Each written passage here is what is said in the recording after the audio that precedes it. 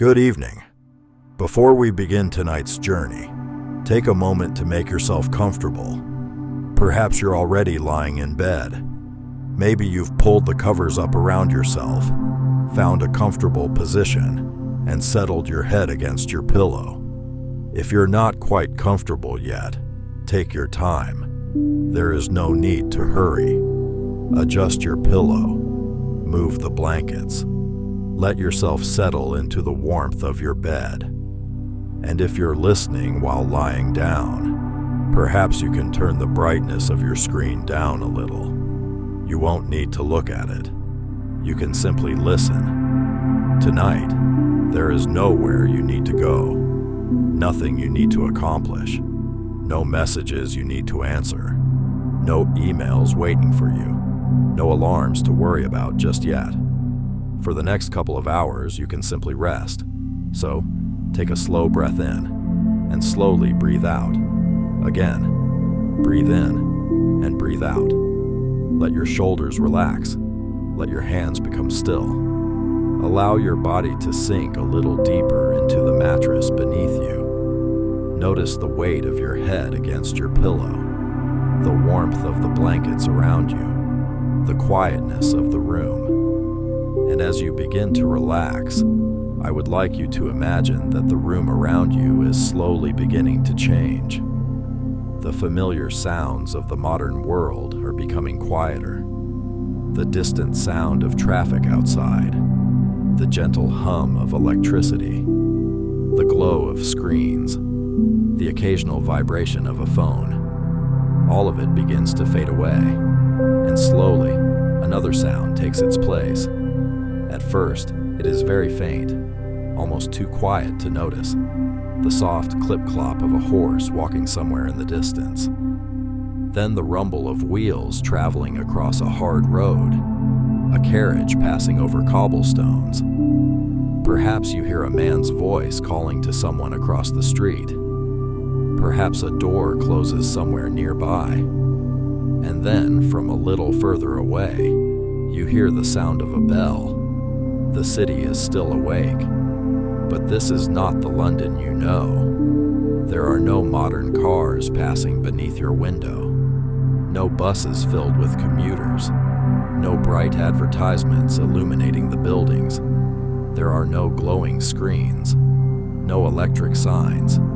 Instead, the streets outside are beginning to disappear into darkness, and as evening arrives, we are going to travel back in time, back to the 19th century, back to the reign of Queen Victoria, the 19th century, back to the reign of Queen Victoria.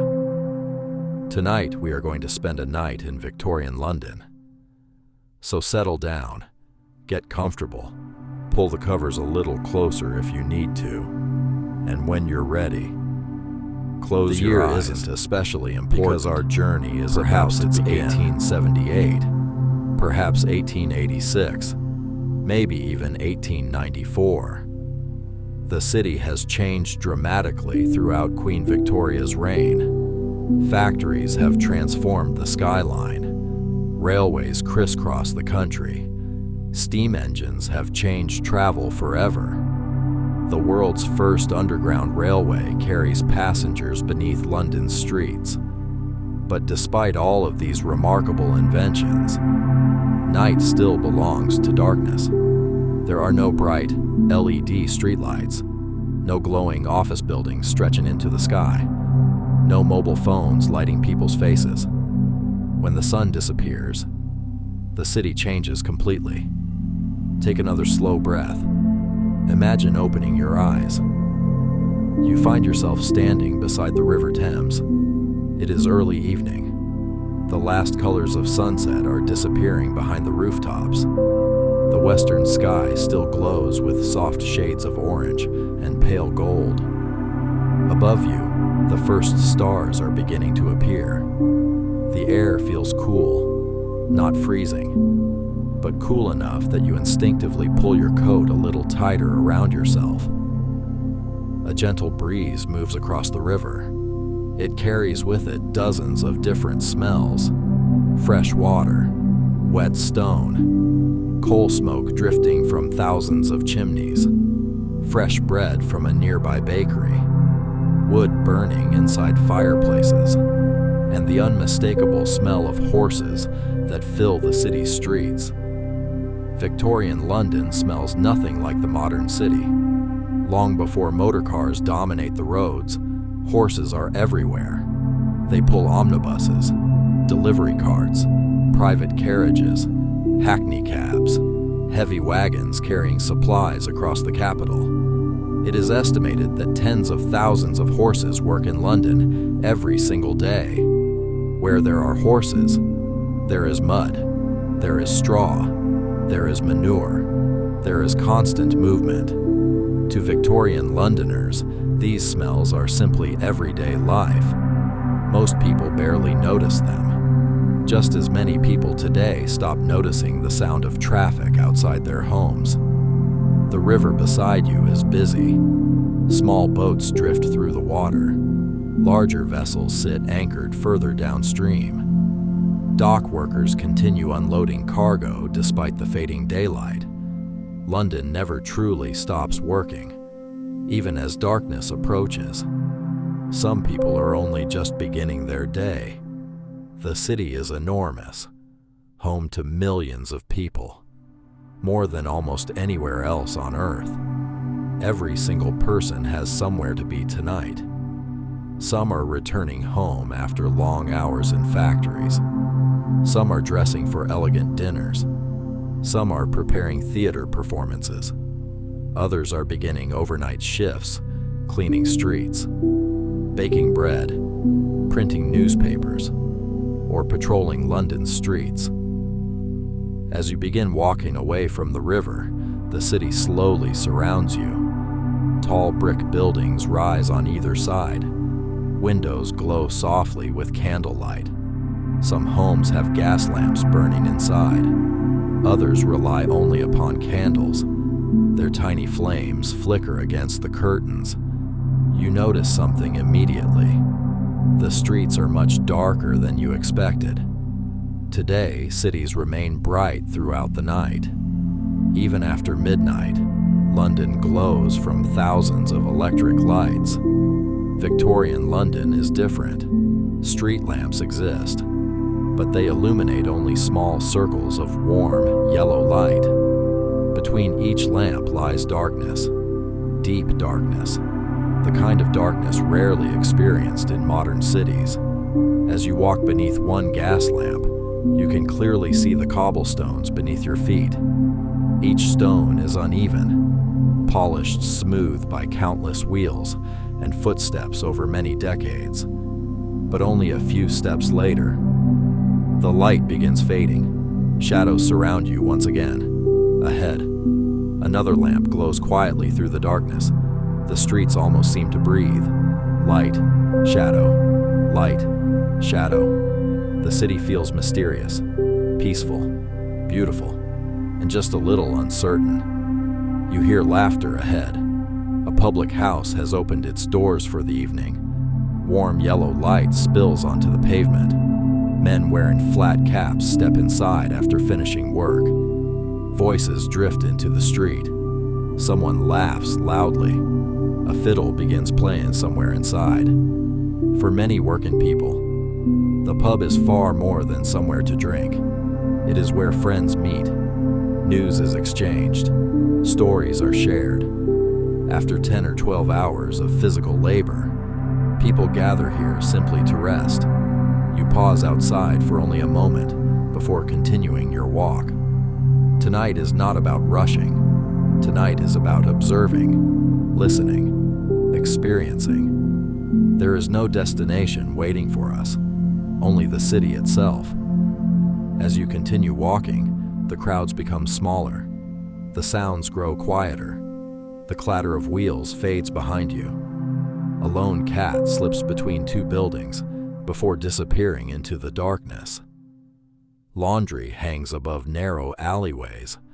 Windows slowly close as families prepare for bed. Children's voices disappear one by one. Dinner tables are cleared. The horse disappears into the darkness. Its footsteps grow quieter with every passing moment, until they become almost impossible to hear. You remain standing beneath the warm glow of the gas lamp. For a little while, you simply watch the city. There is no rush here, no appointment waiting for you, no train to catch, no destination to reach before nightfall. The journey itself is the purpose of tonight. Take another slow breath. The evening air feels cool against your face, not unpleasantly cold, just enough to remind you that the warmth of summer has faded. You pull your coat a little tighter around yourself. Around you, London continues its slow transformation from day into night. The final shopkeepers are beginning to close their businesses. One by one, wooden shutters swing across windows. Heavy locks click into place. A baker sweeps flour from his doorway before extinguishing the light inside. Across the street, a tailor folds away bolts of cloth that have hung proudly in the window all day. A bookseller carefully stacks the last few volumes before closing the door with a quiet sigh. Tomorrow morning, the streets will once again be full of customers. But for now, the working day is ending. Not for everyone, only for some. One of the remarkable things about Victorian London is that someone is always working. Even as thousands prepare for bed, thousands more are just beginning their shift. Imagine the baker you passed earlier. While most of London sleeps tonight, he will already be awake. Long before sunrise, ovens will be roaring with heat. Fresh loaves will begin filling the streets with the comforting smell of warm bread. Children walking to school tomorrow will pass bakeries already full of customers. But those customers will never see the hours of work that happened while they were asleep. The same is true for newspaper printers. Huge presses are already beginning to rumble. Metal letters are carefully arranged by hand. Ink covers the printing plates. Roll after roll of paper feeds through the machines. By dawn, thousands upon thousands of newspapers will be ready to sell across London. The news of the entire world, printed while the city slept. As you continue walking, another lamplighter appears ahead.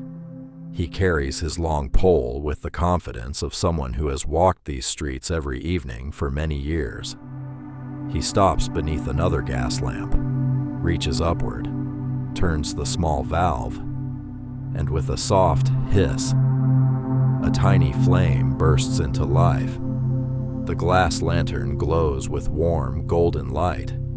The darkness retreats once more. You realize something rather comforting. Every single lamp you have seen tonight has been lit by hand. Someone has walked every street, every evening, lighting London, one lamp at a time. Imagine doing this every day.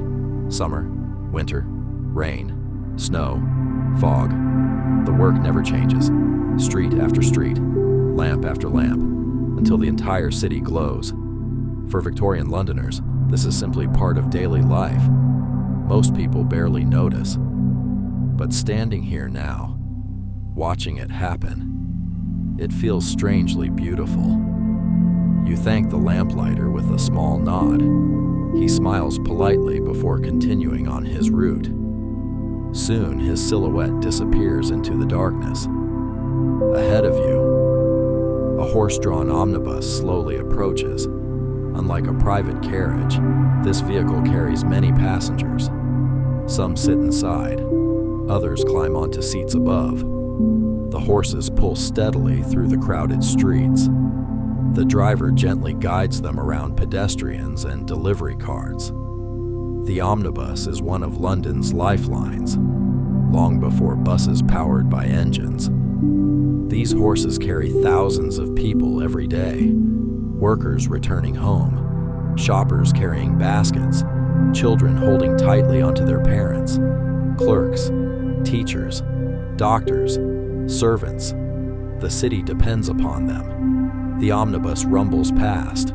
The wheels make a deep wooden sound against the cobblestones. For just a moment, everything vibrates beneath your feet. Then, silence returns.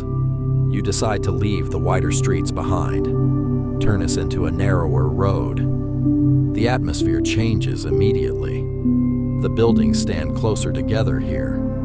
Their upper floors almost seem to lean towards one another. Some windows are open despite the cool air. Voices drift softly into the street. A mother gently sings to her baby upstairs. Somewhere nearby, someone laughs. Another person coughs. A dog barks twice before settling again. The city feels alive. Not loud, not chaotic. Simply lived in. You notice curtains moving gently in upstairs windows. Families are preparing for the evening. Dinner has already been eaten in many homes. Children are changing into night clothes. Parents tidy the house before tomorrow. Someone pokes at a fire to keep the room warm for another hour. Another person carefully trims the wick of a candle. Simple evening routines, not so different from today. Only slower, much slower, without televisions, without endless scrolling on phones, without notifications demanding attention every few minutes. Evenings belong to conversation, reading, needlework, writing letters, playing simple games, or simply sitting together beside the fire. You continue walking. Ahead, a young newspaper seller calls out the evening headlines. His voice echoes between the buildings. Although literacy has improved enormously during Queen Victoria's reign, not everyone buys a newspaper. Some stop to listen instead. The headlines spread through conversation. By morning, much of London will already know the important stories. The young boy disappears around the corner. You wonder how long he has been working today. Perhaps since sunrise. Children often worked far harder during the Victorian era than we would expect today. Some worked in factories. Others delivered goods. Some cleaned chimneys. Others sold newspapers like the one you've just seen. Childhood looked very different. School was becoming more common. But work remained a major part of many children's lives. Tonight, though, most of them are finally going home. The streets grow calmer with every passing minute. Above you, the night sky is becoming clearer, without modern light pollution. More stars are visible than most Londoners ever see today. Constellations slowly emerge overhead, tiny points of light scattered across the darkness. You stop walking for a moment, look upwards, and simply admire them. It is easy to forget that the people of Victorian London looked at exactly the same stars. Perhaps a young couple walking home paused exactly where you are now. Perhaps a police constable looked upward during his patrol. Perhaps a sailor on the Thames used those same stars to guide his journey. Some things never change. The sky, the moon, the stars, they belong to every generation. As you lower your gaze once more, a faint mist has begun gathering along the street. Not the thick yellow smog that London would later become infamous for. Just a light evening mist. It curls gently around the bases of the gas lamps. The golden light shines through it beautifully, almost dreamlike. The buildings appear softer now, their sharp edges blurred by the cool evening air. The entire city feels quieter, gentler, as though London itself is preparing for sleep. You continue walking. Your footsteps echo softly against the cobbles, one after another, steady, unhurried, relaxed.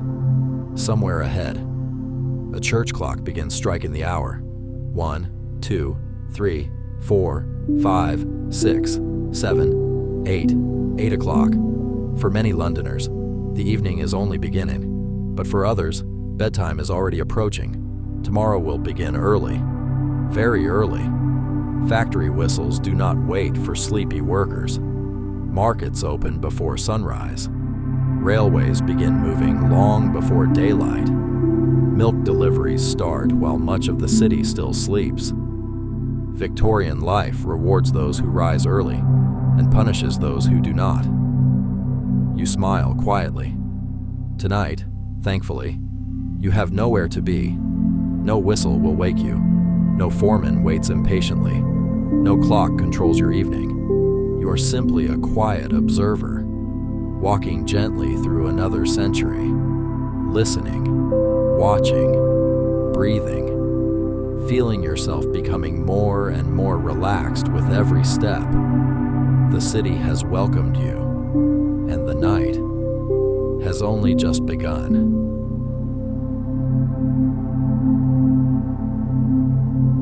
You continue your slow walk through the quiet evening streets. There is something wonderfully peaceful about London at this hour. The rush of the working day has almost completely disappeared. The city has not fallen asleep. Not yet. But it has begun to slow down. The hurried footsteps of clerks making their way to offices have been replaced by families returning home. The heavy wagons that spent the day delivering goods now make fewer journeys. Even the horses seem calmer. Their pace is slower, more relaxed, as if they too understand that the day is nearly over. You walk beneath another gas lamp. Its gentle flame dances inside the glass enclosure. Whenever a small breeze passes through the street, the flame trembles slightly, causing the shadows around you to shift. For just a moment, the brick walls beside you seem almost alive. Victorian London is a city of light and shadow. During the daytime, every building can be seen clearly. Every shop sign, every chimney, every doorway. But at night, the darkness hides almost as much as the light reveals. You begin to notice details that people rushing through their daily lives rarely stop to appreciate. The brickwork of the houses. Some bricks are perfectly straight and clean. Others have weathered after decades of London's rain, smoke, and soot. Iron railings protect small front gardens. Many of those gardens are surprisingly neat, despite the busy city surrounding them. Flowers have been carefully planted. Shrubs have been trimmed. Someone has taken great pride in making even the smallest patch of greenery feel welcoming. You imagine the people who live here, perhaps a railway clerk and his family, perhaps a school teacher, perhaps a doctor, perhaps a retired soldier. Every house contains its own story. Every front door opens into a completely different life. One family may be enjoying a comfortable evening meal. Another might be quietly worrying about money. One household laughs together around the fireplace. Another sits in silence after a difficult day. From the outside, they all look remarkably similar. It reminds you that cities are collections of lives, thousands upon thousands of ordinary people, each carrying hopes, dreams, worries, and memories. Just like today, you hear music, soft at first, barely more than a whisper. You pause. The melody drifts through an open upstairs window. Someone is playing the piano. The tune is gentle.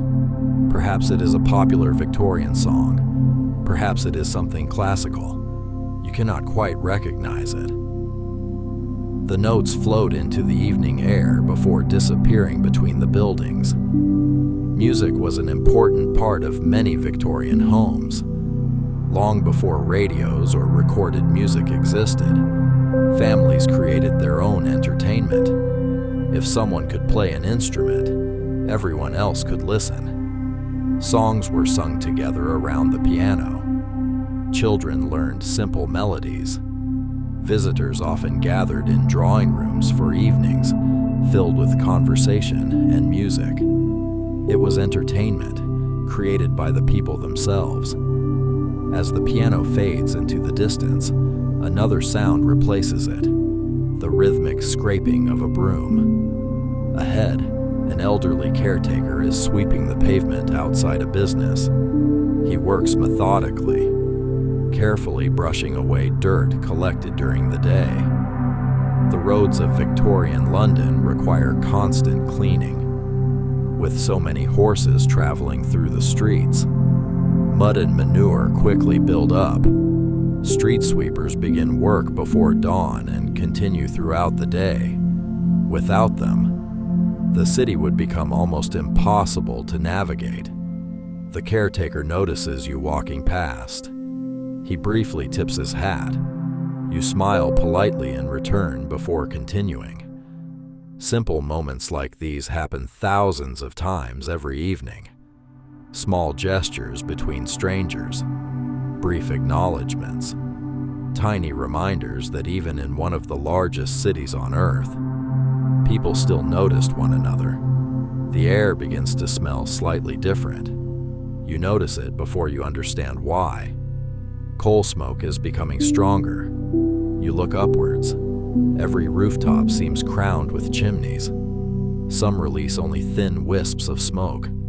Others pour thick gray clouds into the night sky. Nearly every home relies upon coal fires. They provide warmth, heat water, cook food, dry clothing. Without coal, Victorian London simply could not function. Yet all of that smoke changes the city forever.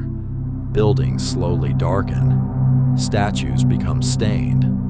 Freshly washed clothing can quickly collect soot if hung outside too long. Many visitors describe London as smelling strongly of smoke. To those born here, it is simply the smell of home. You reach a small bridge crossing one of London's many streets. From here you can see rows upon rows of gas lamps stretching into the distance. It is a beautiful sight. Golden lights, each separated by darkness, like tiny stars scattered across the city itself. A carriage moves beneath them, then another. Further away, an omnibus turns a corner. The driver gently encourages his horses forward.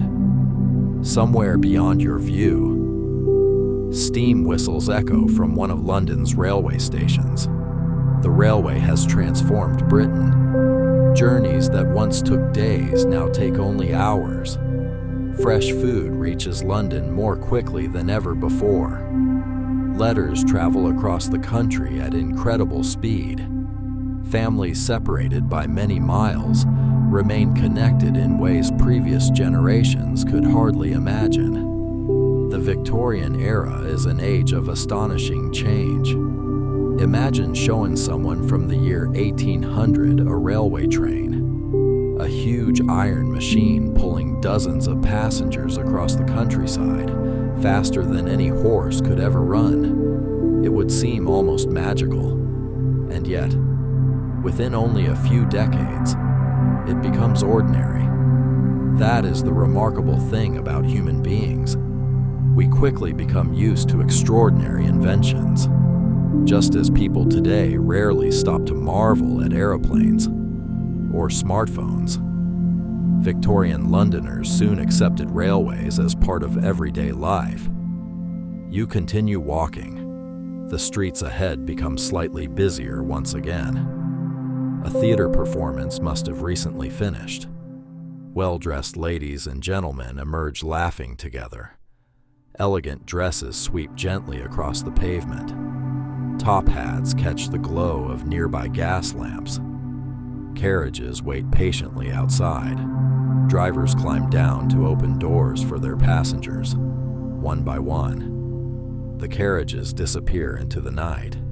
You pause for a moment, simply watching. The theater itself remains brightly illuminated. Large posters advertise tonight's performance. Tomorrow evening, different audiences will arrive. Different conversations will fill these same streets. But for now, the excitement is fading. The actors have finished their work. The audience is going home. Only the cleaners remain inside, sweeping floors, collecting programs, preparing everything for another performance tomorrow. It strikes you just how many people work unseen. For every actor on stage, there are costume makers, stagehands, ticket sellers, musicians, cleaners, lamp operators, carpenters. Without them, the performance could never happen. History often remembers famous people, kings, queens, inventors, politicians, but cities are built by ordinary workers, the people whose names rarely appear in books: the baker, the stable boy, the lamplighter, the maid, the porter, the cleaner, the carpenter. Together, they keep Victorian London alive. You begin leaving the theater district behind. The streets become quieter once more. Your footsteps echo softly against the cobbles. 1, 2, 3, 4. Your breathing slows. You notice your shoulders feel lighter, more relaxed than before. Perhaps, without even realizing it, you have started walking more slowly. There is something wonderfully calming about moving through a city with no destination. No urgency, no schedule, only curiosity, only observation, only time. Ahead, the road gently slopes downhill. Beyond it, you catch your first glimpse of one of London's great railway stations. Even from this distance, it feels enormous. Steam rises into the night sky. Iron beams stretch high above the platforms. Passengers continue arriving despite the late hour. Porters push heavy luggage carts across the station. Whistles echo beneath the great glass roof. The station almost feels like a city within a city. Tomorrow, we will step inside. We will follow the passengers. We will descend beneath London's streets into the remarkable underground railway itself. But tonight, not yet. Tonight, we simply watch, standing quietly beneath the warm glow of another gas lamp, listening to distant steam engines, watching Victorian London breathe, as another peaceful evening slowly unfolds. The station stands before you like a cathedral of iron and glass. Even from where you are standing, you can feel its quiet energy. Steam rises steadily into the cool night air. It curls around the great metal arches before disappearing into the darkness above. The lamps inside the station glow warmly through the glass roof. Their light spills out across the platforms and onto the surrounding streets. Unlike many parts of London, this place is still very much awake. Railways never truly sleep. As you slowly make your way closer, the sounds become clearer. A locomotive releases a long, gentle hiss of steam. Metal wheels click softly against the rails. Somewhere in the distance, a guard calls out to a handful of late passengers. A whistle blows. Moments later, a train begins to move. At first, almost imperceptibly, then a little faster. Its heavy wheels roll along the tracks with a steady rhythm. Before long, the red tail lamp disappears into the darkness beyond the station. You pause outside the entrance. The building itself is magnificent. Victorian architects believed railway stations should inspire awe. To many people arriving in London for the very first time, this would be their introduction to the greatest city in Britain. The station had to feel impressive, strong, modern, hopeful. As you step inside, your footsteps echo across the stone floor. The ceiling stretches high above your head. Iron beams crisscross overhead in neat patterns, supporting enormous panes of glass. During the daytime, sunlight pours through the roof. Tonight, only the gas lamps illuminate the vast space. The light reflects from polished brass fittings. Shadows dance gently across the walls. Porters wearing sturdy uniforms wheel luggage carts across the platform. Some push towering stacks of leather suitcases. Others carry hat boxes tied neatly with ribbon. Traveling during the Victorian era often required far more luggage than today. Long dresses, heavy coats, formal evening wear, walk-in boots, writing materials, toiletries, blankets, even picnic baskets. Everything had to be packed carefully before a journey. A family waits quietly near one of the platforms. Two young children sit patiently beside their mother. The youngest struggles to keep his eyes open. His head slowly droops before he startles himself awake again. His father smiles kindly. Soon they will all be on their way home. Nearby, a businessman checks the large station clock. Pocket watches were valuable possessions during the Victorian era. Many gentlemen carried one attached to a chain tucked neatly inside their waistcoat. Time mattered, especially now. Railways demanded precision. Before trains, towns often kept their own local time based upon the position of the sun. Noon in one town might differ slightly from noon somewhere else. It hardly mattered when traveling by horse. But railways changed everything. Suddenly, hundreds of people needed to work to exactly the same timetable. Britain gradually adopted what became known as railway time, a single shared clock. A simple idea, yet one that quietly changed everyday life forever. You notice a station employee adjusting one of the lamps. He works carefully, ensuring the flame burns steadily. Without electricity, every light requires attention. Every flame must be lit, maintained, eventually extinguished. Nothing happens automatically.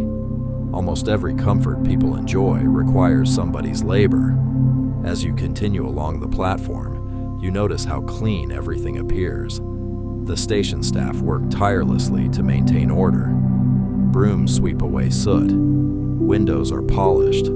Signs are kept legible. Benches are wiped down. Despite the constant arrival of steam engines, there is a remarkable sense of pride in keeping the station presentable. A gentleman sitting alone on a wooden bench quietly reads a newspaper. His hat rests neatly beside him.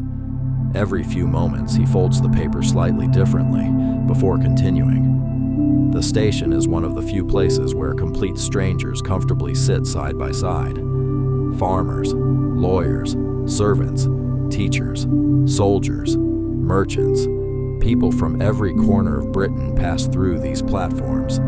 Some journeys are short. Others will take many hours. Some passengers are leaving London forever. Others are seeing it for the first time. You imagine what that must feel like, arriving after traveling across fields and villages, stepping onto one of these busy platforms, hearing dozens of unfamiliar accents, seeing thousands of people moving in every direction. For many, London must have felt almost overwhelming, yet exciting too. The opportunities seemed endless. Outside the station, another cab arrives. The horse snorts gently as the driver brings it to a stop. Steam rises from the animal's warm body into the cool evening air. The driver climbs down carefully before helping an elderly lady with her luggage. He tips his hat politely. She thanks him with a warm smile. Small acts of courtesy like these are woven into Victorian life. Not always, not everywhere, but often enough that they become part of the city's rhythm. As you leave the station behind once more, the noise gradually fades. The whistles become distant. The steam disappears into the background. Soon, only your own footsteps remain. The streets beyond are quieter than before. Many shops have now closed completely. Curtains are drawn across windows. Only occasional candles flicker behind the glass. The air feels cooler now. You notice your breath for the first time, just faintly. A gentle cloud that appears for a moment before disappearing into the night. A cat watches you from the top of a brick wall. Its eyes catch the light of a nearby gas lamp. For several seconds, it remains perfectly still. Then, with graceful confidence, it disappears across the rooftops. The city belongs to different creatures at night. Cats patrol alleyways. Owls hunt beyond the edges of London. Foxes quietly search for scraps. Even the horses seem calmer now. The frantic pace of daytime deliveries has almost ended. Only the occasional carriage passes, its wheels rumbling softly across the cobbles. You stop beside another gas lamp, looking back towards the station. From here, it resembles a glowing island surrounded by darkness, a place where journeys begin and end, where reunions happen, where goodbyes are spoken, where excitement, hope, nervousness, and relief all exist beneath the same roof. Every passenger carries a story. Every ticket leads somewhere different. You wonder where they are all going tonight. Perhaps someone is traveling home after months away. Perhaps another begins a new job tomorrow. Perhaps a young couple has just become engaged. Or perhaps someone is simply returning after visiting family for the weekend. History often focuses on famous events, great battles, royal ceremonies, political speeches. Yet most lives are made up of ordinary evenings like this, quiet journeys, simple conversations, walking home beneath the glow of gas lamps. You begin walking once more. The station slowly disappears behind you. Ahead, the streets narrow again. The sound of the city becomes softer. Somewhere nearby, a clock begins striking the quarter hour. Its gentle chimes drift through the cool night air. You smile, because the deeper you wander into Victorian London, the more peaceful it becomes. And tonight, there is still so much left to discover. The station slowly disappears behind you. Its great iron roof fades into the darkness until only the faint glow of its lamps remains visible. Ahead, the streets become warmer once again. Not warmer because of the weather, but because of life. The comforting sounds of conversation begin drifting towards you. Somewhere nearby, a door opens. Laughter spills into the street. A few moments later, the door closes again, and everything becomes quiet. You follow the sound until you arrive outside a Victorian public house. The building is welcoming. Golden light pours from every window. The polished glass reflects the flickering gas lamps outside. Painted above the entrance hangs a beautifully decorated wooden sign. Perhaps it shows a lion, a swan, or a crown. Many public houses are named after animals, royalty, or local landmarks. Long before people could easily read, signs with colorful pictures helped travelers recognize each inn. You pause outside for a moment. The warmth escaping through the doorway feels inviting after the cool evening air. As someone enters, you catch a glimpse inside. The room glows with gaslight. The polished wooden bar shines softly beneath hanging lamps. Copper beer pumps gleam. Shelves behind the counter hold rows of bottles, each carefully arranged. The smell is comforting. Fresh bread, roast meat, coal fires, wood polish, and the faint sweetness of ale. You quietly step inside. Immediately, the sounds become clearer. Not loud, just busy. Groups of friends speak together after finishing work. A few men play a quiet game of dominoes in the corner. Someone tells a story that makes the whole table laugh. Near the fireplace, two elderly gentlemen discuss the day's news while slowly sipping their drinks. The warmth of the fire reaches every corner of the room. Its orange glow dances across the wooden floorboards. Many Victorian public houses are much more than places to drink. For countless people, they are the center of community life. Business deals are discussed here. Local clubs meet here. Birthday celebrations take place here. Travelers rest here. Friends meet after weeks apart. Neighbors exchange news. It is one of the few places where people from different walks of life may spend an evening together. Behind the bar, the landlord works steadily.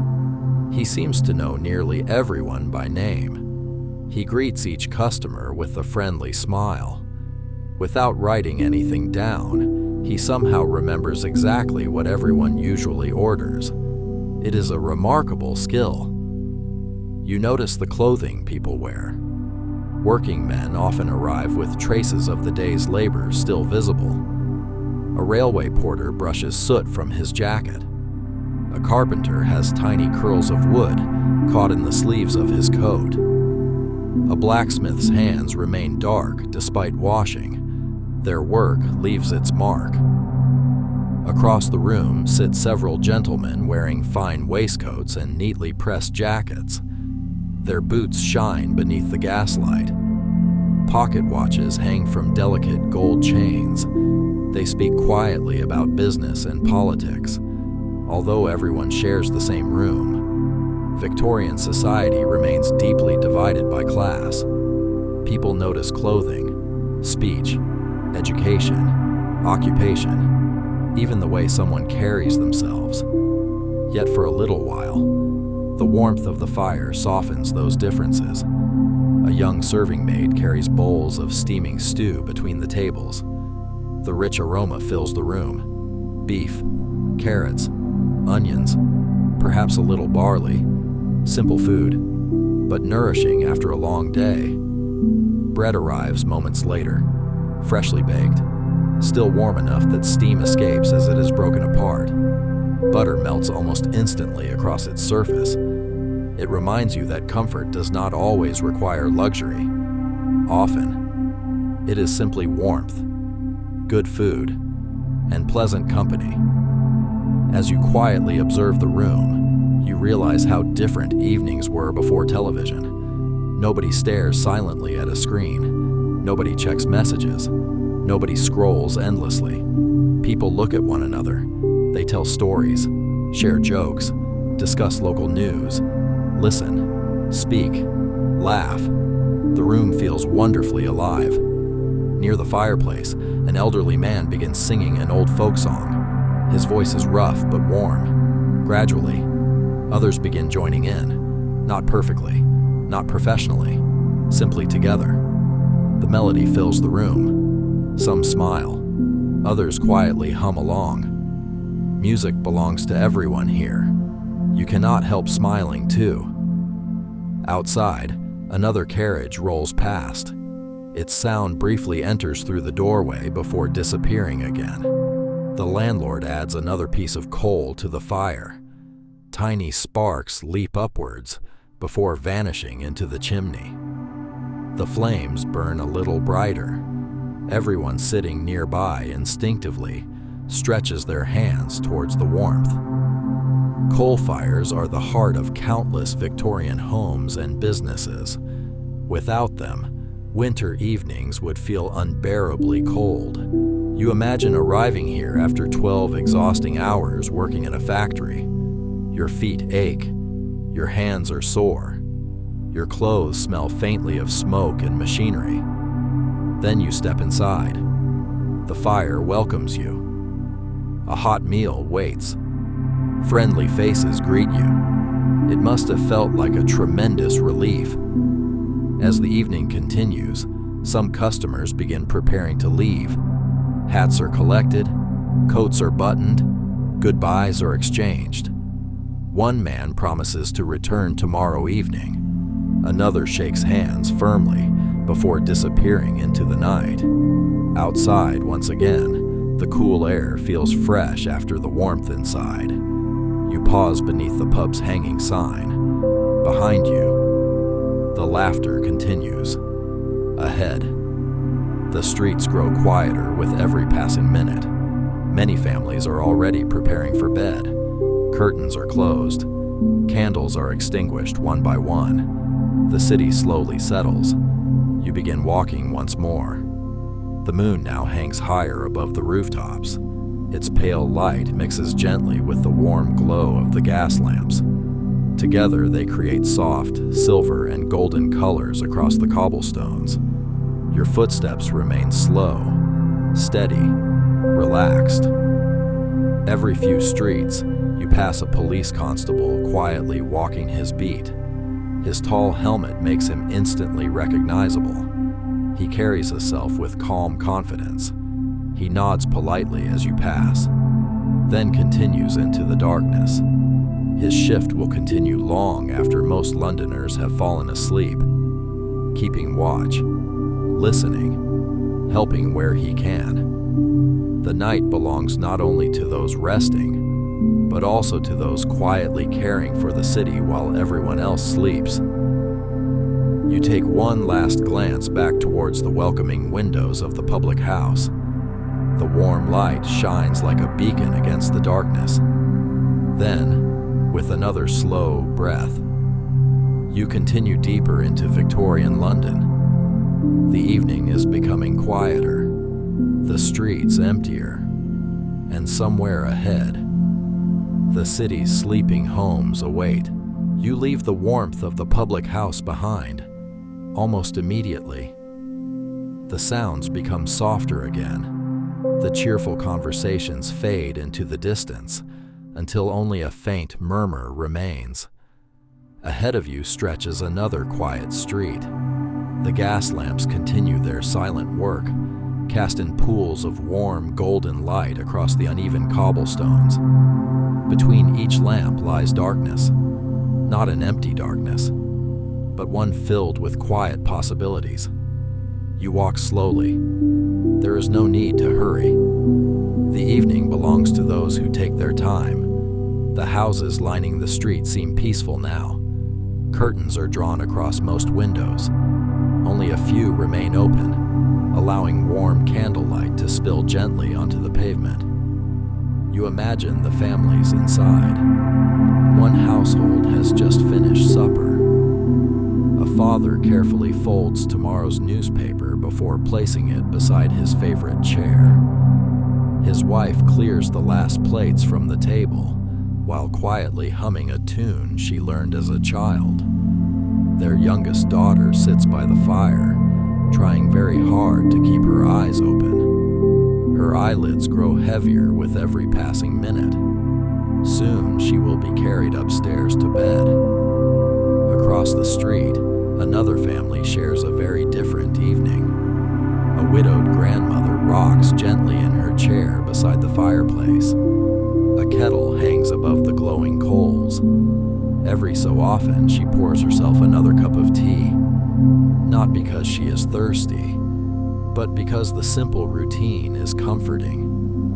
She watches the dancing flames while thinking about years gone by. Perhaps she remembers London as it was decades earlier, before the railways, before the underground, before so many of these streets even existed. Cities change quickly, faster than most people realize. A child born at the beginning of Queen Victoria's reign would have witnessed astonishing transformations before reaching old age. Railways, telegraphs, photography, electric lighting beginning to appear, each invention quietly reshaping daily life. Yet despite all of this change, evening remains familiar. Families still gather together. Children still grow sleepy. Fires still provide warmth. People still long for comfort after a long day's work. Some things never truly change. You continue along the pavement. The air smells pleasantly of burning coal. Every chimney sends a ribbon of smoke drifting into the night sky. The scent settles gently across the rooftops. To modern visitors, it might seem unusual. To Londoners, It simply smells like home. A maid opens a front door. She steps outside carrying a small metal bucket. Carefully, she empties ashes from the fireplace into a larger container waiting beside the gate. Tomorrow, those ashes will be collected along with countless others throughout the city. Every household produces them. Every household depends upon fire.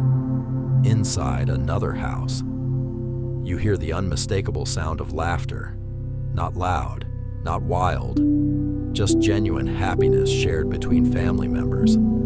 It lasts only a few seconds before fading once more into quiet conversation. You smile. It is comforting to remember that history was not made entirely of wars, kings, and great inventions. Most history happened inside ordinary homes, around ordinary tables, among ordinary people. Millions of evenings just like this one. You reach a narrow row of terraced houses. Each front garden is tiny, barely enough room for a few flowers. Yet someone has cared for each one. Small rose bushes grow neatly beside iron railings. Lavender fills the cool evening air with its gentle fragrance. Climbing ivy slowly reaches towards upstairs windows. Even in one of the busiest cities on earth, people still find room for nature. A gentleman quietly unlocks his front door. The moment he steps inside, a little girl runs eagerly towards him. You cannot hear what she says, but you can see the excitement on her face. He kneels down, lifts her into his arms. For a brief moment, the tiredness of the day disappears completely. He has come home. It is a simple scene, one that has happened countless times throughout history. Yet somehow, it never loses its warmth. Further along the street, another family is finishing their evening meal. Through a gap in the curtains, you glimpse a polished wooden table. A loaf of bread sits in the center. Beside it rests a bowl of thick vegetable soup. Perhaps there is a little cheese, maybe a small piece of cold roast left over from Sunday. Victorian meals depended greatly upon income. Wealthier families enjoyed elaborate dinners with several courses. Working families often relied upon simple but fill-in food. Bread, potatoes, stew, porridge, seasonal vegetables, whatever could be afforded. Nothing was wasted. Every scrap mattered. The candles inside the dining room burn lower. One by one, they are gently extinguished. Darkness slowly fills the room. Upstairs, bedroom windows begin glowing instead. The household is preparing for sleep. You notice another familiar figure walking towards you, a police constable. His boots make a steady rhythm against the cobblestones. His tall helmet catches the light of the gas lamps. He carries a wooden truncheon at his belt and a small lantern in his hand. He walks calmly, never rushing. His purpose is not simply to catch criminals.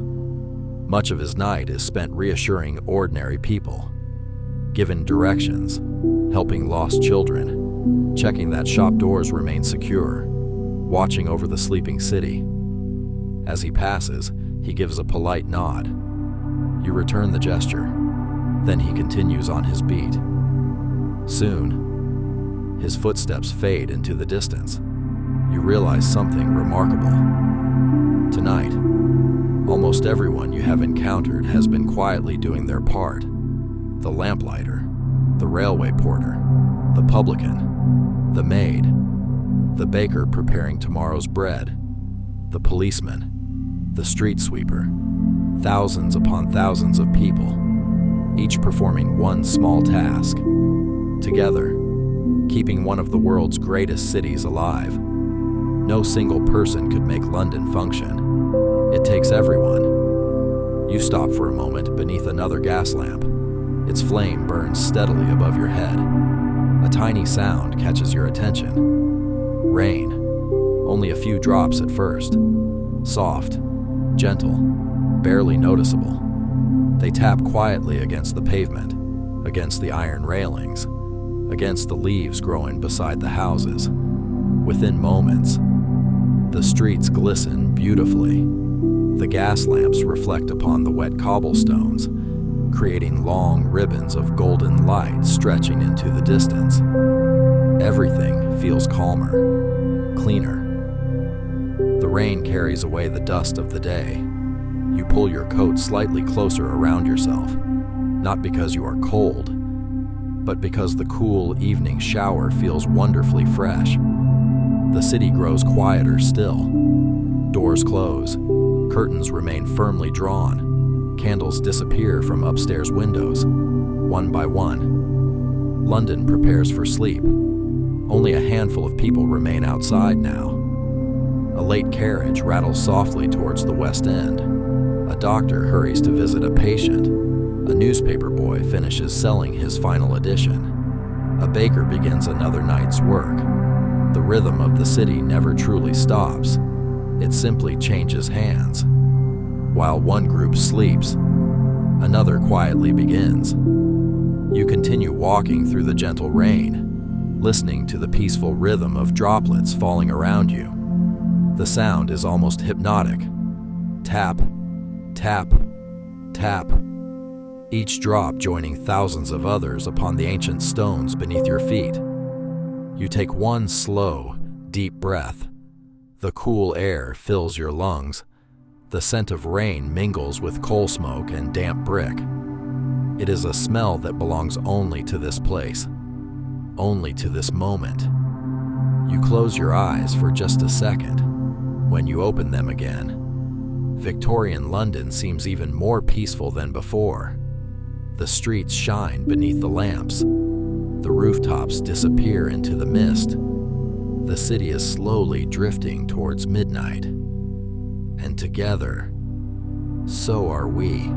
The gentle rain begins to fade, one drop after another, until only the occasional drip falls from the rooftops above. The streets glisten beneath the warm glow of the gas lamps. Every cobblestone reflects tiny pools of golden light, making the road appear almost magical. You continue walking at an easy pace. The city feels quieter than it has all evening. The bustle of supper has ended. The public houses have emptied. The last shoppers have long since returned home. Only the occasional carriage now disturbs the silence.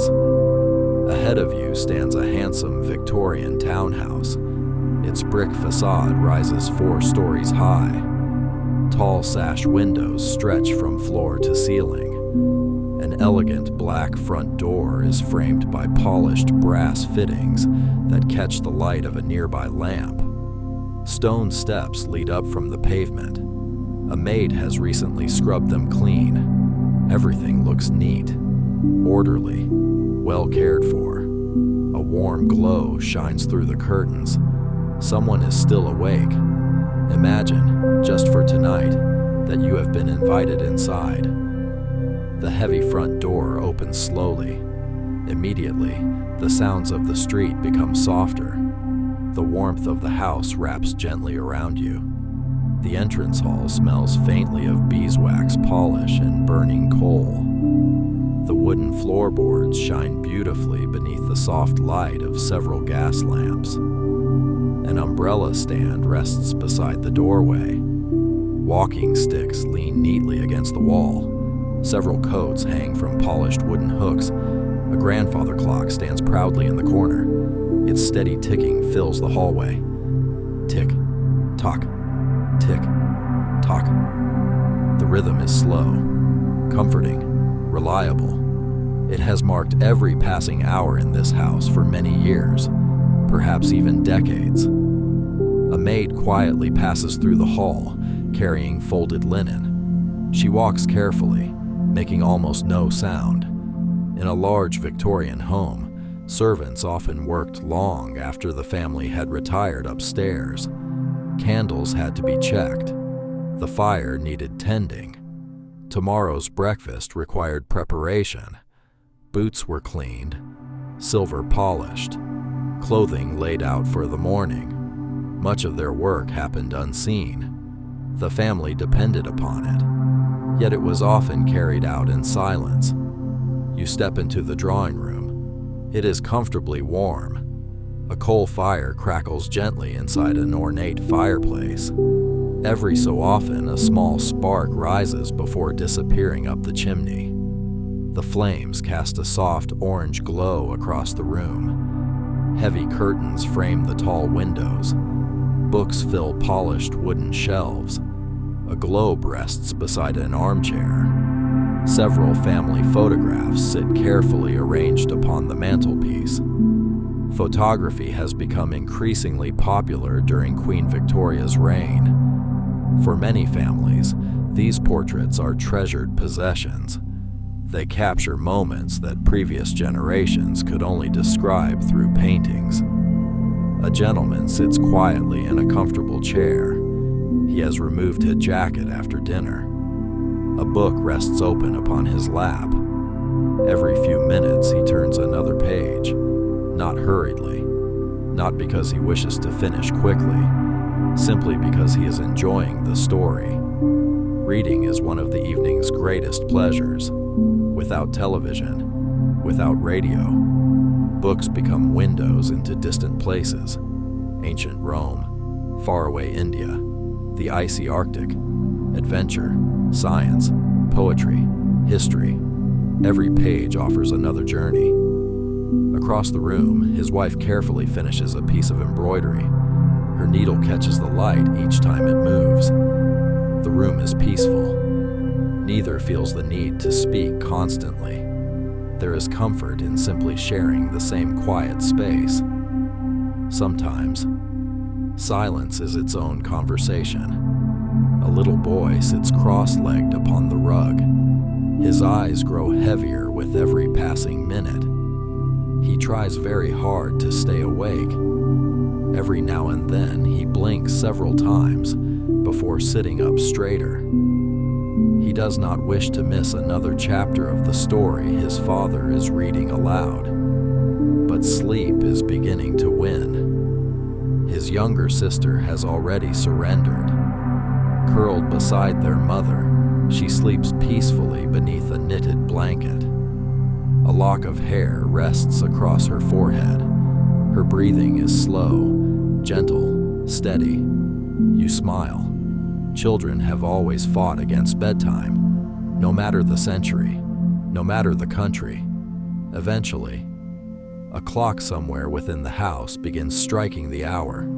The sound echoes softly through each room. 1, 2, 3, 4, 5, 6, 7, 8, 9. 9 o'clock. The father quietly closes his book. He carefully places a bookmark between the pages. "There will be more tomorrow," he says gently. The little boy nods sleepily. His disappointment lasts only a second before another enormous yawn escapes him. The children's bedtime routine begins.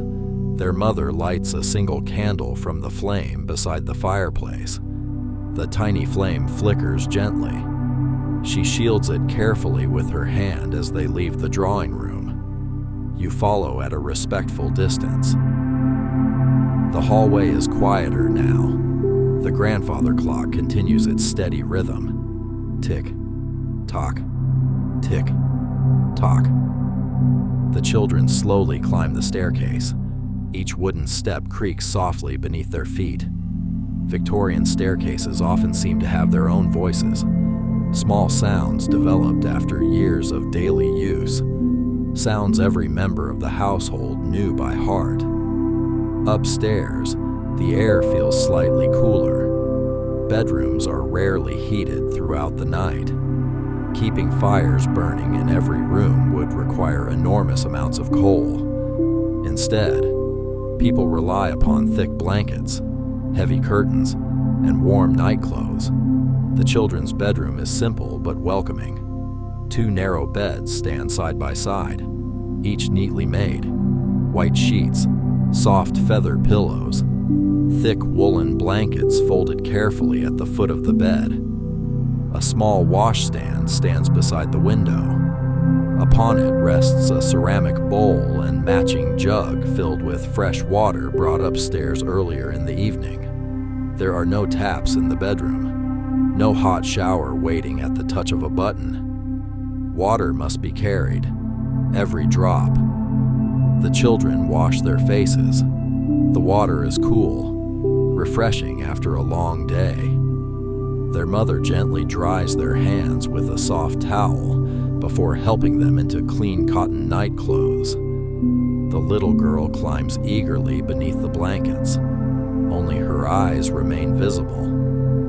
The boy tries once more to appear wide awake. Another yawn quickly proves otherwise. Their mother kisses each child upon the forehead. She quietly wishes them good night. Before leaving, she adjusts the candle. Its flame grows slightly smaller. Just enough light remains to make the room feel safe. Outside, rainwater still drips quietly from the rooftops. The sound reaches the bedroom window like gentle music. Far away, a church bell rings. A carriage rolls slowly through the empty streets. Then silence returns. The children are asleep within minutes. Their breathing becomes slow, deep, peaceful. Downstairs, the adults remain awake a little longer. The fire burns lower. One final cup of tea is poured. The day's conversation comes to an end. Tomorrow will arrive soon enough. For now, the house enjoys the quiet comfort of the evening. One by one, lamps are turned down. Candles are extinguished. Rooms fall into darkness. Only the faint orange glow of the dying fire remains. Outside, Victorian London continues to settle beneath the stars. Inside this home, the night has truly begun. The last candle downstairs flickers gently. For a few quiet moments, its small flame continues to dance across the walls.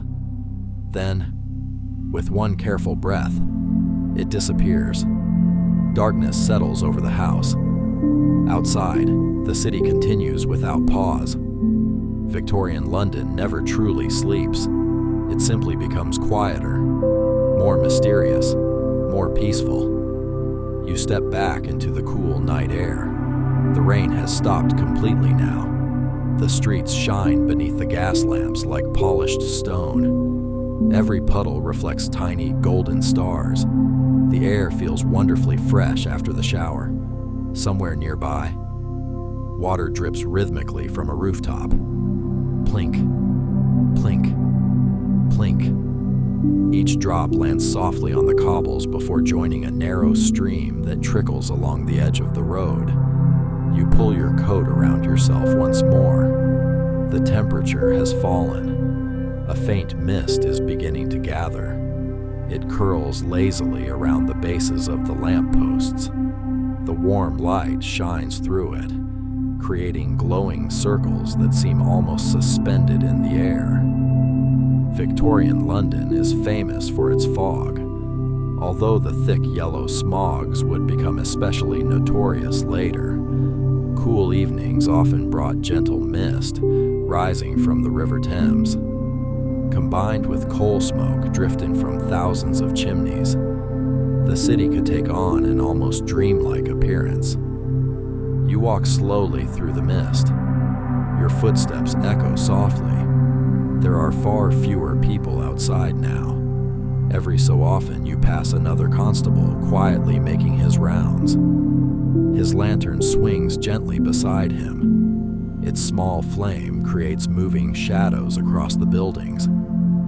He pauses occasionally to check that shop doors remain locked. He glances down narrow alleyways. He listens carefully. Then he continues on his patrol. The Metropolitan Police had only been established in 1829. Before then, London relied upon a much less organized system of watchmen and parish constables. The sight of a uniformed police officer walking calmly through the streets had gradually become a reassuring part of everyday life. For many Londoners, the familiar figure of the constable represented safety, order, and quiet confidence. The officer tips his helmet politely as he passes. Soon his footsteps disappear into the darkness. You continue alone. The silence is remarkable. It is difficult to imagine modern London ever becoming this quiet. There are no aircraft overhead, no distant motorways, no endless stream of engines. Instead, the loudest sounds come from much simpler things. The breeze moving through chimney pots, a loose sign gently creaking above a shop, the distant whistle of a steam locomotive, the occasional hoof striking the road. Clip, clop, clip, clop. The sound seems almost comforting now. You have heard it throughout the evening. It has become part of the city's heartbeat. Ahead, the road opens onto a wider square. In the center stands a stone fountain. Its water continues flowing day and night. The gentle splash fills the empty square. Several benches surround it. One elderly gentleman sits quietly beneath a lamp. His hat rests beside him. He simply watches the water. Perhaps he is waiting for someone. Perhaps he enjoys the fresh night air before returning home. Or perhaps, like you, he simply enjoys the peacefulness that midnight brings. You leave him to his thoughts. The mist grows slightly thicker. Buildings seem to appear only when you are quite close to them. Their outlines soften. Their sharp edges disappear. The city becomes quieter still. High above, the moon occasionally peeks through gaps in the drifting clouds. Its silver light mixes with the warm glow of the gas lamps below. Together they paint the streets in soft shades of gold and silver. It is beautiful, timeless. As you continue walking, you begin to hear another sound. Not wheels, not horses, voices, very quiet voices. Ahead, several men are unloading baskets from a horse-drawn cart. Curiosity draws you closer. Inside the baskets are vegetables, cabbages, carrots, turnips, onions. Tomorrow morning, these will appear in market stalls across the city. Long before most Londoners wake, the markets are already preparing. Food must arrive before sunrise. Every loaf of bread, every apple, every sack of potatoes. Someone has spent the night bringing it into London. The workers move steadily. They do not rush. They have repeated these same tasks hundreds of times before. One man shoulders a heavy sack with surprising ease. Another carefully counts wooden crates before stacking them neatly beneath a shelter. A horse stamps gently against the cold ground while waiting patiently. The city depends upon these unseen hours. Most people buying breakfast tomorrow will never think about the work happening right now. Yet without these laborers, the markets would stand empty. You continue your walk. The sounds of the workers slowly fade behind you. The streets become almost deserted once more. A cat darts silently across the road. Its paws make almost no sound upon the wet stones. It disappears beneath a wooden gate before you can follow it with your eyes.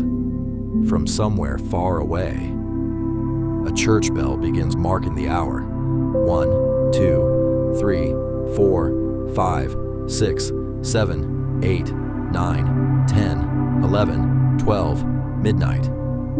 The sound lingers in the cool air long after the final chime has faded. You pause, take in a slow breath. It feels as though the entire city has exhaled. Midnight has always held something special. It marks the end of one day and the quiet beginning of another. Most of London now sleeps. Children dream beneath heavy blankets. Coal fires burn lower. Candles have long since gone out. Bedrooms are still. Only the occasional creak of old timber reminds anyone that the houses continue settling around them. Above the rooftops, countless stars shine brightly, without electric lights washing out the heavens. The night sky feels immense. You can clearly make out the Milky Way stretching faintly overhead. Victorian Londoners would have seen this view far more often than people do today. It reminds you that no matter how much cities change, the stars remain. They watched Roman soldiers, medieval merchants, Victorian railway workers, and now they quietly watch over you. You smile gently. There is no hurry, no destination, only the peaceful rhythm of the sleeping city. The deeper into the night you wander, the quieter your own thoughts become. Soon, even the sounds of London seem to drift further away, leaving only your breathing, the cool night air, and the comforting knowledge that somewhere beyond the mist, morning is slowly making its way towards the city. The first rays of sunlight slowly reach across the rooftops, almost imperceptibly. The city begins to glow. The deep blues of night give way to soft shades of silver, pale gold, and gentle amber. Victorian London is waking. You stand quietly beside the River Thames once more. The water is calm. Small ripples catch the morning light, turning the river into a ribbon of shimmering gold. Only hours ago, darkness covered everything. Now another day begins. Around you, the city takes its first, careful breaths. A church bell rings in the distance. Its familiar chime carries across the rooftops, floating gently over the water before fading into the crisp morning air. One by one, London awakens. The streets that seemed so peaceful during the night slowly begin to fill once more. A stable boy leads several horses towards their day's work. The animals snort softly in the cool air. Leather harnesses creak gently as they walk. They have no idea how many miles lie ahead of them today. For them, it is simply another ordinary morning. A baker opens his shop. The rich aroma of fresh bread spills onto the street. Warm loaves are arranged neatly inside the window. A young apprentice carefully sweeps the doorway before smiling politely at the first customer of the day. Across the road, another shopkeeper lifts heavy wooden shutters. Sunlight pours through the glass for the first time that morning. The shelves inside are already neatly organized, waiting for the busy hours ahead. Nearby, a flower seller arranges colorful bunches upon a small cart. Fresh lavender, roses, daisies, sweet peas. Tiny droplets of morning dew sparkle upon their petals. For just a moment, the entire street smells wonderfully fresh. The air is cool, clean, filled with possibility. The sounds of the city slowly grow louder, not suddenly, gradually. A carriage passes, then another. Children begin walking hand in hand with their parents. Factory workers make their way towards another long day. Shop assistants hurry through the streets, carrying parcels beneath their arms. The railway station you visited during the night becomes busy once more. Steam rises high above the platforms. Porters push luggage trolleys across the stone floor. Conductors check watches. Passengers gather beneath the great iron roof. Another journey begins. Some travelers arrive in London full of excitement. Others quietly leave it behind. Life continues, just as it always has.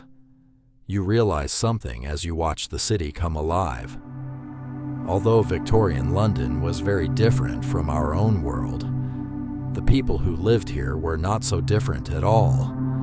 They loved their families. They worried about the future.